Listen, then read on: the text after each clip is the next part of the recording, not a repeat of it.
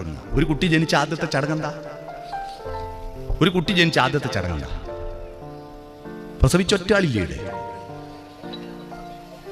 എന്താ ആദ്യത്തെ ചടങ്ങ്? പാല് കൊടുക്കല്ലോ. എത്രാമത്തെ ദിവസം?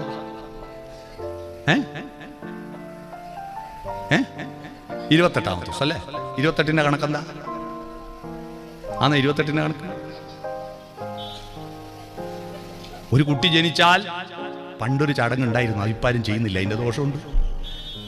അതെന്താ ചടങ്ങ് ഞാൻ പറഞ്ഞ ഒരു പാട്ടുപാടിയ തിരി. തേനും വയമ്പും നാവിൽ തൂകും വാനമ്പാടി എന്ന പാട്ട് കേട്ടു. തേനും വയമ്പും നാവിൽ തൂക്കും. പണ്ട് ഈ പ്രതിരോധ വാക്സിൻ ഒന്നും ഇല്ലാത്ത കാലത്ത് വയമ്പ് ശരീരത്തിന് പ്രതിരോധ ശേഷി ഉണ്ടാക്കാൻ വേണ്ടിയ വയമ്പ്. തേനെന്തിനാ? കുട്ടിക്ക് ജനിച്ച ഉടനെ തോന്നുക ഈ ലോകം കൊള്ളാലോ. മധുരം മധുരം മധുരം മധുരം അല്ലേ? First impression is the best impression. നല്ല മധുര.